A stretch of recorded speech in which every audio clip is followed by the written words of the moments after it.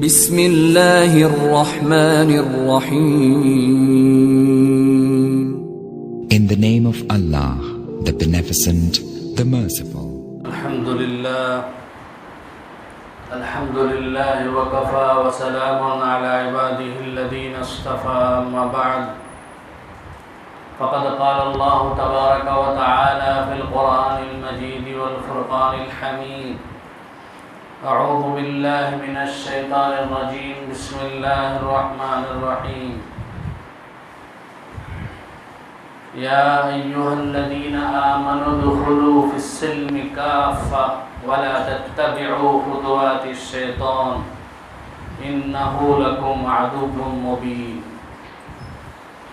وقال النبي صلى الله عليه وسلم: من تشبه بقوم فهو منهم. صدق الله العظيم وصدق رسوله النبي الكريم ونحن على ذلك من الشاهدين والشاكرين. محترم بزرگوں اور دوستو، اسلام کامل و مکمل دین ہے. ہمارے اس دین میں پیدائش سے لے کر موت تک، پیدائش سے لے کے موت تک کے تمام احکام، تمام مسائل کا حل موجود ہے. دنیا کے کسی بھی مذہب میں ایسی بات نہیں ہے. صرف اور صرف پوری دنیا میں دین اسلام ایک ایسا مذہب ہے جس میں زندگی کے ہر شعبے سے متعلق مسائل، احکام موجود ہیں. چاہے عبادات ہو، چاہے معاملات ہو، چاہے معاشرت، رہن سہن ہو، چاہے اخلاق ہو، ہر لائن سے ہمارے اس دین اسلام کے اندر ہمارے لیے ہدایت موجود ہے، تعلیم موجود ہے. تو ایسے پاکیزہ مذہب، ایسا پاکیزہ طریقہ، ایسی پاکیزہ تہذیب کے ہوتے ہوئے ہمیں دنیا کے کسی بھی تہذیب کی، کسی بھی فیشن کی، کسی بھی طریقے کی کوئی ضرورت نہیں. لیکن افسوس ہے کہ امت محمدیہ کا، امت مسلمہ کا بہت بڑا طبقہ غیروں کی نقالی کو فخر سمجھتا ہے، غیروں کے فیشن پر چلنے کو فخر محسوس کرتا ہے. غیروں کا طریقہ ان کو اسلام کے طریقے سے بھی زیادہ پسندیدہ ہے، محبوب ہے.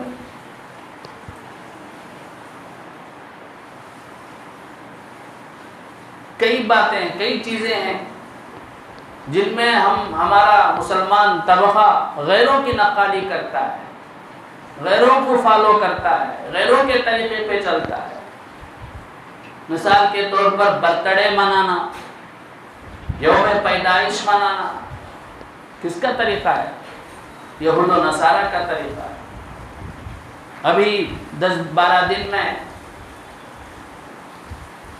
انگریزی سال کا نیا 1 جنوری نیا سال شروع ہوگا. پتہ نہیں کتنے ہمارے مسلمان بھائی اس دن عید کی طرح اس دن کو منائیں. افسوس کی بات ہے، ہمارے کتنے مسلمان بھائی کے گھر میں پتہ نہیں کہ اس دن بریانی پکے گی. کتنے مسلمان بھائی ایسے ہوں گے جو اس دن عید الفطر کی طرح نئی کپڑے پہنیں گے.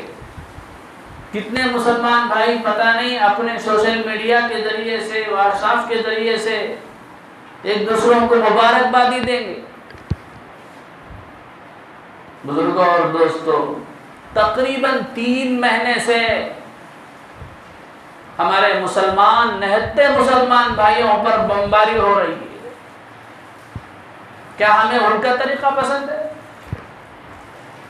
ہمارا کوئی دشمن ہوتا ہے، ہمارا ایک چھوٹا سا بچہ، معصوم بچہ بھی ان سے بات کرتا ہے تو ہمیں پسند نہیں، ان کے گھر کو جاتا ہے تو ہمیں پسند نہیں، ان کے کسی بچے سے ملتا ہے تو ہمیں پسند نہیں ہوتا. ہمارے یہ تو ازلی دشمن ہے. نبی کے دشمن، اللہ کے دشمن، ہمارے اسلام کے دشمن، ان کا طریقہ ہمیں محمود ہے، ہمیں پسندیدہ ہے۔ بزرگوں اور دوستوں، جبکہ ہمیں قرآن و حدیث میں صاف صاف تعلیم دی گئی کہ مسلمانوں تمہیں تو صرف اسلام کے طریقے پہ چلنا ہے، اسلام ہی تمہارے لیے دستور حیات ہے، اسلام کے ہوتے ہوئے تمہیں کسی دوسرے تہذیب کی، دوسرے فیشن کی کوئی ضرورت نہیں۔ ابھی میں نے ایک آیت پڑھی، اس میں اللہ فرماتے ہیں یا ایھا الذین آمنوا ادخلوا فی السلم کافۃ ولا تتبعوا خطوات الشیطان انہ لکم عدو مبین۔ اے ایمان والو، اسلام میں مکمل داخل ہو جاؤ، شیطان کے نقش قدم پر مت چلو، بے شک شیطان تمہارا کھلا ہوا دشمن ہے۔ اس آیت کے بارے میں مفسرین نے لکھا ہے کہ عبداللہ ابن سلام رضی اللہ عنہ جو پہلے یہودی عالم تھے، بعد میں اللہ نے ان کو دین اسلام سے نوازا، اور ان کے ساتھ ان کے بعض ساتھی بھی یہودی مذہب کو چھوڑ کر اسلام کے مذہب میں داخل ہو گئے تھے۔ ابھی وہ اسلام میں داخل ہوئے تھے نئے سے، ابھی ان کے دلوں کے اندر ایمان پکا نہیں ہوا تھا۔ انہوں نے یہ سوچا کہ یہودی مذہب میں ہفتے کے دن کی تعظیم کرنا ضروری ہے۔ ان کے نزدیک ہفتے کا دن جیسے ہمارے لیے جمعہ کا دن ہے، ویسے ان کے لیے ہفتے کا دن بہت ہی قابل تعظیم ہے۔ اتوار کا دن عیسائیوں کے پاس قابل تعظیم ہے، اور ان کے مذہب میں اونٹ کا گوشت کھانا، دودھ پینا حرام۔ تو چونکہ ابھی یہودی مذہب چھوڑ کر اسلام میں داخل ہوئے تھے، انہوں نے یہ سوچا کہ اسلام میں ہفتے کے دن کی بے تعظیمی کرنا تو ضروری نہیں ہے، اسی طرح سے اونٹ کا گوشت ہی کھانا ضروری تو نہیں ہے اسلام میں۔ ہم کیا کریں گے؟ دل سے اونٹ کے گوشت کو عملاً جو ہے اونٹ کا گوشت نہیں کھائیں گے، لیکن دل سے حلال سمجھیں گے، حلال سمجھیں گے لیکن عملاً نہیں کھائیں گے، عملاً ترک کر دیں گے۔ اسی طرح سے ہفتے کے دن کی تعظیم کریں گے، کیونکہ تعظیم تو کوئی واجب نہیں ہے۔ بعض صحابہ نے آ کر بعض جو ابھی مسلمان ہوئے تھے یہودی مذہب چھوڑ کر، انہوں نے آ کر پوچھا کہ اللہ کے نبی، تورات بھی آسمان کی کتاب ہے، آسمانی کتاب ہے، اللہ کی کتاب ہے، آپ ہمیں اجازت دیجئے ہم تہجد میں تورات پڑھا کریں گے قرآن کے بجائے۔ تو تب اللہ نے یہ آیت نازل فرمائی کہ اے لوگو، اسلام تمہارے پاس کامل و مکمل دین ہے، اس کے ہوتے ہوئے تمہیں کسی دوسرے مذہب کو اپنانے کی ضرورت نہیں کہ اسلام کے بعد احکام پر بھی عمل کرو، یہودی اور نصرانی کے نصرانیت کے بعد احکام پر بھی عمل کرو۔ یہ بالکل تمہارے لیے روا نہیں ہے، تمہارے لیے زیب نہیں دیتا، یہ تو شیطان کی کارستانی ہے، یہ شیطان کا وسوسہ ہے، لہذا شیطان کی باتوں میں مت آؤ۔ تو بعض لوگ یہ ہمارے ملک کے جو ہندو بھائی ہیں ان کو خوش کرنے کے لیے پتہ نہیں کیا کیا کرتے ہیں۔ ان کے عید کے موقع پر جا کے ان کے مندروں میں جا کے پوجا بھی کرتے ہیں، کہتے ہیں کہ یہ ایک جہتی ہے، فرقہ وارانہ اتحاد ہے۔ تو بزرگوں اور دوستوں، اس سے ہمارا ایمان چلا جائے گا۔ ہمارا دین الگ، ان کا دین الگ، ہماری روش، ہماری تہذیب الگ، ان کی تہذیب الگ۔ ہاں، ان کی مدد کرنا، ان کا تعاون کرنا اسلام میں منع نہیں ہے۔ اسلام اس کا حکم دیتا ہے کہ ہر ایک کے ساتھ تم اچھا برتاؤ کرو۔ جیسے اب بارش کے موقع پر بہت سے ہمارے مسلمان بھائی بغیر کسی تمیز کیے، مذہب کی، مسلمان ہے کہ کافر ہے، دیکھے بغیر جا کے تعاون کیا، سب کی مدد کی۔ یہ تو اسلام کا عین حکم ہے، لیکن مذہب کا معاملہ آ جائے، دین کا معاملہ آ جائے، طریقے کا معاملہ آ جائے تو ہمیں صرف اور صرف اسلامی طریقہ محمود ہونا چاہیے، اسلامی طریقہ پسند ہونا چاہیے، اور ہمیں اسلامی طریقے ہی کو مضبوط پکڑنا چاہیے۔ ایسی شریعت کے اندر کئی مثالیں موجود ہیں۔ نبی کریم صلی اللہ علیہ وسلم نے قدم قدم پر ہمیں غیروں کی نقل کرنے سے منع فرمایا ہے۔ مثال کے طور پر اسلام میں حکم ہے کہ اگر داڑھی سفید ہو جائے تو خضاب لگائے، مہندی کا، کالے رنگ کا نہیں، کالے رنگ کا خضاب لگائے، یہ جائز نہیں ہے، لیکن مہندی کا خضاب لگانا جائز، کالا رنگ کا لگانا جائز نہیں۔ تو خضاب لگانا مہندی کا سنت ہے۔ حضرت ابو بکر رضی اللہ تعالیٰ عنہ کے والد تھے ابو قحافہ رضی اللہ عنہ، ان کی داڑھی بہت بالکل سفید ہو گئی، تو رسول اللہ صلی اللہ علیہ وسلم نے انہیں فرمایا کیوں اپنا رنگ نہیں بدل لیتے، ایسا لگتا ہے کہ یہ بکری کی داڑھی۔ تو آپ صلی اللہ علیہ وسلم نے ترغیب دی، اور ایک حدیث میں فرمایا کہ یہود اور نصارہ کا طریقہ خضاب نہ کرنا ہے، لہذا اے مسلمانوں تم خضاب لگاؤ۔ اور ایک حدیث میں آپ نے فرمایا لا تشبہوا بالیہود والنصارى، یہود و نصارہ کی مشابہت اختیار مت کرو، یہود و نصارہ کی طرح کوئی کام مت کرو۔ یہودیوں کا طریقہ سلام کرنے کے معاملے میں انگلیوں سے اشارہ کرنا، انگلیوں سے، اور نصارہ کا طریقہ ہتھیلی سے اشارہ کرنا ہے۔ اے مسلمانوں تم ان دونوں کے طریقے پر سلام مت کرو، بلکہ السلام علیکم ورحمۃ اللہ کہو۔ اگر کوئی مسلمان بھائی دور سے جا رہا ہے تو شریعت کا حکم یہ ہے کہ ہاتھ سے اشارہ کر سکتے ہیں، لیکن زبان سے بھی بولنا ضروری ہے۔ ہمارے بہت سے بھائی کیا کرتے ہیں، صرف ہاتھ سے اشارہ کرتے، نہیں، زبان سے بھی سلام کا لفظ بولنا، السلام علیکم ورحمۃ اللہ، زبان سے بھی بولنا۔ اگر ہماری آواز پہنچ سکتی ہے تو پھر ہاتھ سے اشارہ کرنے کی اجازت نہیں ہے، زبان ہی سے بولنا۔ اب اس میں بھی بعض مسلمان بھائی غلطی کرتے ہیں، سامنے رہتے بھی ہاتھ سے سلام کرتے ہیں، زبان ہلتی نہیں، یہ بھی صحیح نہیں۔ تو اسلام کا طریقہ السلام علیکم ورحمۃ اللہ والا دعائیہ جملہ کہنا ہے۔ اسی طرح سے اللہ کے نبی صلی اللہ علیہ وسلم نے فرمایا کہ اے مسلمانوں، یہود اور نصارہ کا طریقہ روزے کے معاملے میں یہ ہے کہ وہ سحری نہیں کرتے، تم سحری کرو۔ عاشورہ کے بارے میں بار بار سنے ہوں گے آپ، اللہ کے نبی صلی اللہ علیہ وسلم 10ویں محرم الحرام کو دیکھا مدینے میں کہ یہودی روزہ رکھ رہے ہیں، تو آپ نے پوچھا کہ کیوں روزہ رکھ رہے ہیں؟ تو انہوں نے کہا کہ اسی دن ہمیں موسیٰ علیہ السلام کے ذریعے فرعون سے نجات ملی، اس کے شکرانے میں ہم روزہ رکھ رہے ہیں، موسیٰ نے ہم کو حکم دیا، تو آپ صلی اللہ علیہ وسلم نے کہا کہ ہم بھی رکھیں گے، چنانچہ آپ نے بھی روزہ رکھنے کا حکم دیا۔ لیکن بعد میں معلوم ہوا کہ اس دن کی تعظیم کرتے ہیں، اس کو عید کے مانند مناتے ہیں، تو آپ صلی اللہ علیہ وسلم نے فرمایا اگر آئندہ سال میں زندہ رہا تو ایک اور دن روزہ رکھوں گا، 9ویں کا بھی روزہ رکھوں گا، 10ویں کا بھی روزہ رکھوں گا، تاکہ ان کی مخالفت ہو جائے۔ تو اس حد تک نبی کریم صلی اللہ علیہ وسلم نے ان کی مخالفت کی ہے۔ اسی طرح اذان کا معاملہ ہے، شروع زمانے میں، اسلام کے شروع زمانے میں مسجدوں میں مسلمانوں کو نماز کے لیے جمع کرنے کے لیے کوئی خاص طریقہ نہیں تھا۔ مسلمان وقت کا اندازہ لگا کے مسجدوں کو آتے تھے، نماز پڑھ کے چلے جاتے تھے۔ تو نبی کریم صلی اللہ علیہ وسلم نے صحابہ کو جمع کیا، مشورہ کیا، بولو نماز کے لیے جمع کرنے کے لیے کیا طریقہ اختیار کیا جائے؟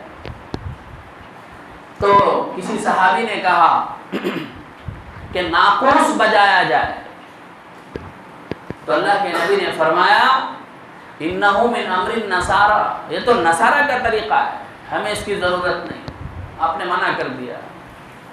کسی نے کہا کہ نرسنگھا پھونکا جائے، نرسنگھا پھونکا جائے، تو آپ صلی اللہ علیہ وسلم نے فرمایا کہ انہو من امر الیہود، یہ تو یہودیوں کا طریقہ ہے، اس کی ہمیں ضرورت نہیں۔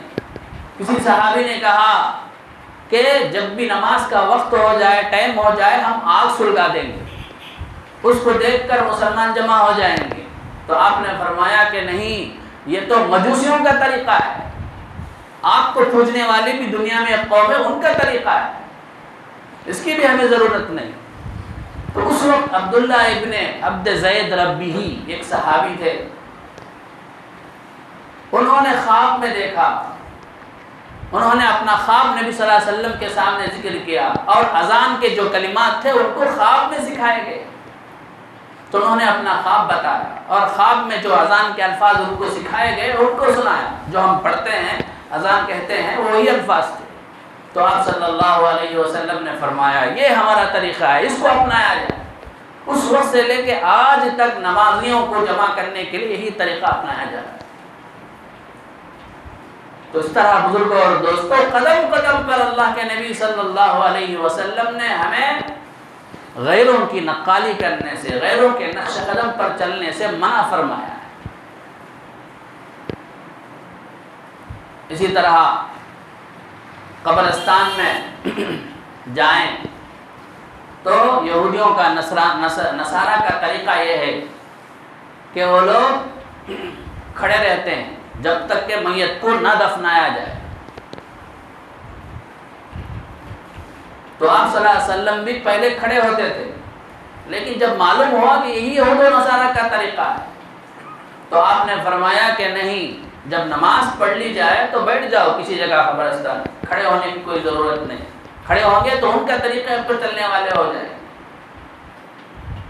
اسی طرح ماہواری کے دنوں میں حیض و نفاس کی حالت میں یہودیوں کا ایک طریقہ تھا, نصارہ کا ایک طریقہ تھا.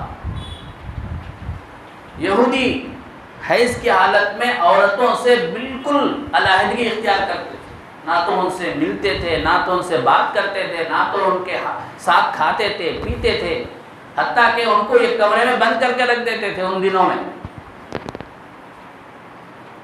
اور دوسری طرف نصارہ ان دنوں میں ہر کام کرتے تھے, کھاتے تھے پیتے تھے, ملتے تھے جلتے تھے, ایک ساتھ سوتے تھے, ہم بستری بھی کرتے تھے, ایک دم الٹا. تو تب اللہ نے آیت نازل فرمائی. صحابہ نے پوچھا کہ ہم کیا طریقہ اپنائیں, تو اللہ نے آیت نازل فرمائی یسألونک عن المحیض قل هو اذى فاعتزلوا النساء في المحیض ولا تقربوهن حتى يطهرن. اور آپ نے فرمایا اصنعوا كل شيء الا النکاح, ہم بستری کے علاوہ سب کام کر سکتے ہو, ان کے ساتھ کھا سکتے ہو, ان کے ساتھ بیٹھ سکتے ہو, ان کے ساتھ بات چیت کر سکتے ہو, حتیٰ کہ ان کے ساتھ سو بھی سکتے ہو, لیکن ہم بستری جائز نہیں. اس میں بھی ان کے مخالفت. تو بزرگوں اور دوستوں اس طرح قدم قدم پر اللہ کے نبی صلی اللہ علیہ وسلم نے ہمیں بتلایا اور ہمیں تنبیہ کی, ہمیں تعلیم دلائی, ہمیں ہدایت دی کہ تمہارے پاس پاکیزہ اسلام کا طریقہ, اسلام کی تہذیب موجود ہے, پاکیزہ سنت موجود ہے, سنت کا خزانہ موجود ہے. جس طرح سے دین اسلام محفوظ ہے دنیا کا کوئی دین اسلام محفوظ نہیں. احادیث جس طرح سے اسلام میں محفوظ ہیں ویسا کسی بھی نبی کی باتیں محفوظ نہیں ہیں. تورات میں بھی تحریف ہو گئی, انجیل میں بھی تحریف ہو گئی, عدل بدل ہو گیا, لیکن قرآن دین اسلام ایک ایسا مذہب ہے جس میں کسی طرح کی تبدیلی نہیں ہوئی اور اسی طرح آج تک 1400 سال سے محفوظ ہے. تو ہمیں ایسے پاکیزہ مذہب, پاکیزہ سنت کے ہوتے ہوئے بزرگوں اور دوستوں دوسروں کی نقالی کی کیا ضرورت ہے, دوسروں کے فیشن کی کیا ضرورت ہے, دوسرے کے طریقے پر چلنے کی کیا ضرورت ہے.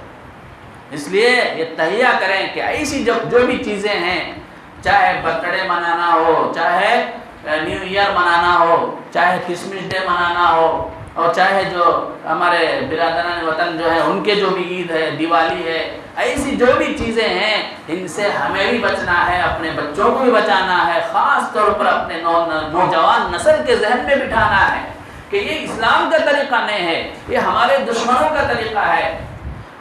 یہ جو ہے ہمارے ان لوگوں کا طریقہ ہے جو ہمارے بھائیوں کو 3 مہینے سے 4 مہینے سے مار رہے ہیں, بلکہ روز اول سے مار رہے ہیں.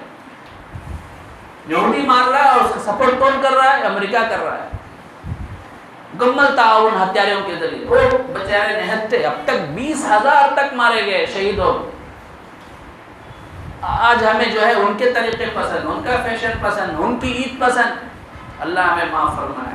اس لیے بزرگوں اور دوستوں آنے والے دنوں میں کرسمس ڈے ہو چاہے جنوری ہو, اس میں ہمارے نوجوان نسلوں کی حفاظت کی ضرورت ہے.